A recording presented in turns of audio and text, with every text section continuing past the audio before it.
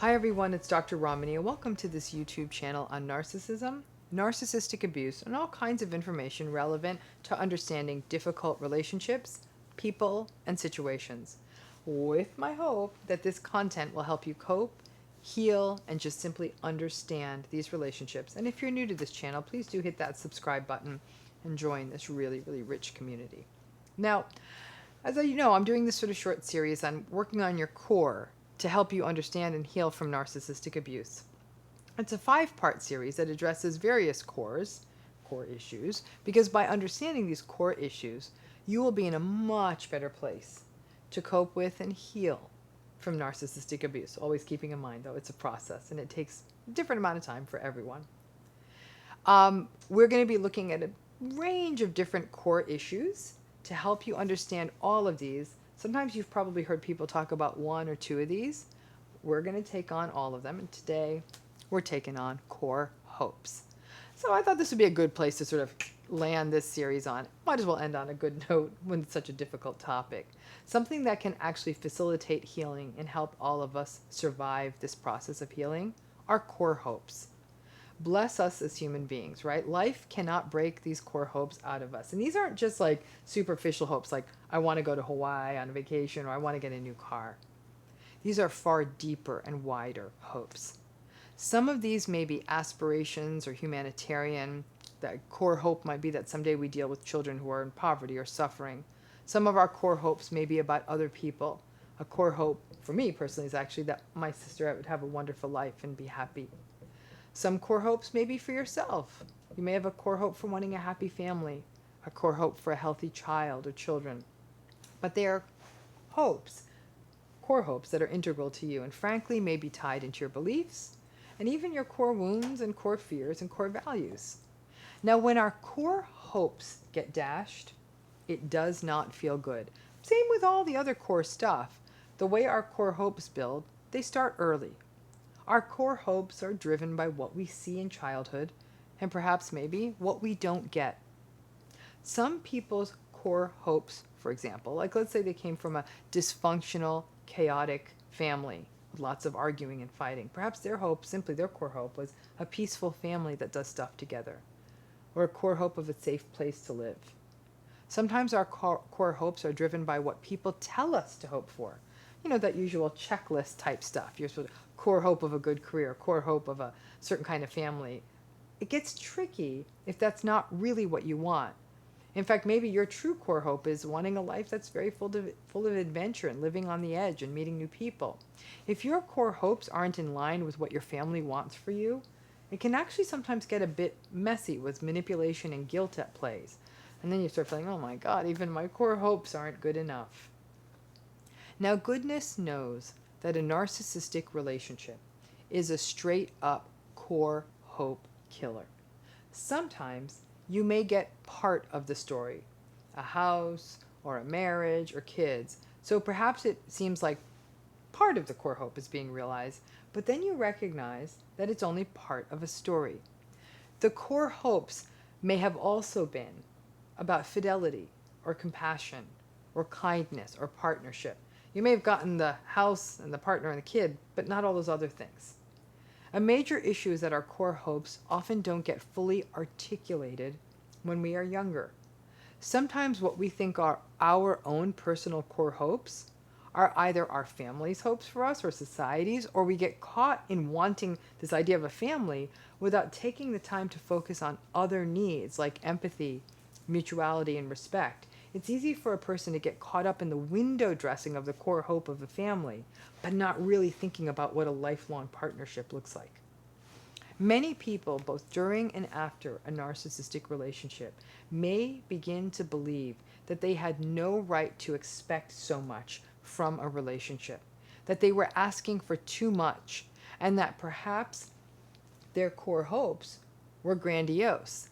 I'm going to tell you, I don't think it's grandiose to expect to not be gaslighted or to expect to be respected or listened to.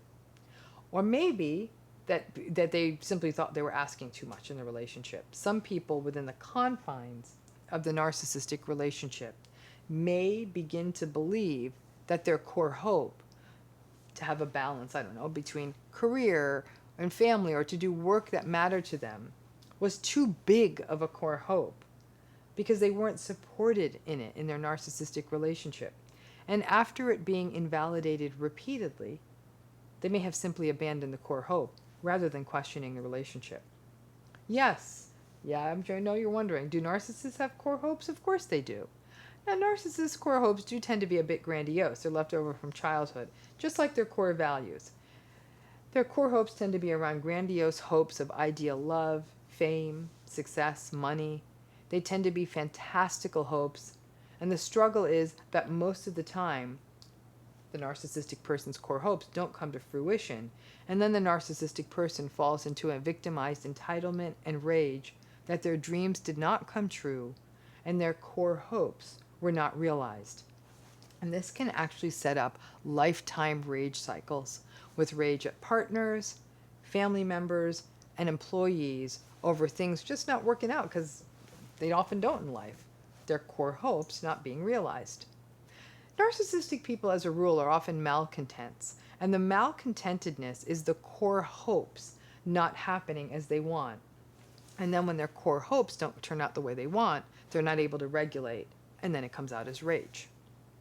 For some people in a narcissistic relationship, having core hopes can almost feel dangerous.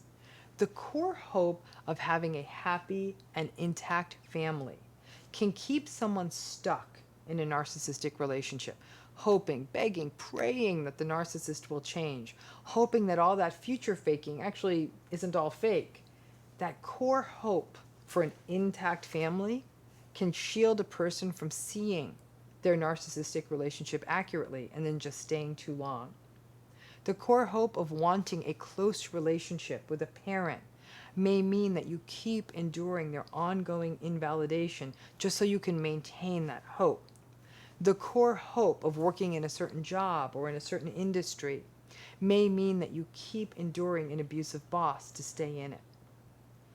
The tough part is in maintaining the core hope and still setting a boundary and recognizing how it is keeping you stuck. Your core hopes are important. They are the things that may imbue life with meaning and purpose. And we also need to figure out how to regulate or rethink of the core hope if the core hopes don't land as we hope. A core hope, let's say you have a core hope of family and you don't have children. A core hope of going into a certain profession, but that all gets thwarted. And when that happens, to be able to catch yourself so you don't fall into a vat of core wounds. Your core hopes are important, even if they don't land exactly the way you want.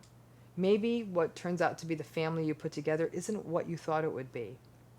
Maybe you end up going into something related to that profession in a different way. Maybe you don't get to live in a foreign country, but you get to learn the language. I want you, all of you, to commit to keeping those core hopes alive, but never letting them become blinders and getting stuck in a narcissistic situation. Now, as throughout the series, we have a worksheet where you can do some self-reflection. That worksheet is available on the notes section of this video. A lot of us don't ever take that moment to say, what are my core hopes? Like, what did I really want to come up in life and want? I think a lot of them are quite universal, but you never want to assume. And also, any one of the exercises as part of the series is meant to be very private. You don't ever have to feel compelled to share these core hopes with another person. If you are in therapy, it might be something you might want to take into therapy. If you are a therapist, hoping that maybe even these worksheets could be something useful you could work with your clients on or use them as part of the work together. And if you're doing it just for yourself, your core hopes, what you might think, I don't want someone to judge my core hopes. It's terrible to think that someone could, but they're really not judgeable. The core hopes, like a lot of these core things, are the things that make us us. And to keep those core hopes, not as something that you feel like, well, if this doesn't come true, I'll be disappointed, but rather it tells you a little bit about which way your compass is set of the things that matter to you. Again, a really big part to doing the work of meaning and purpose, which are a very big and important part of doing the work of healing from narcissistic abuse. Thanks again.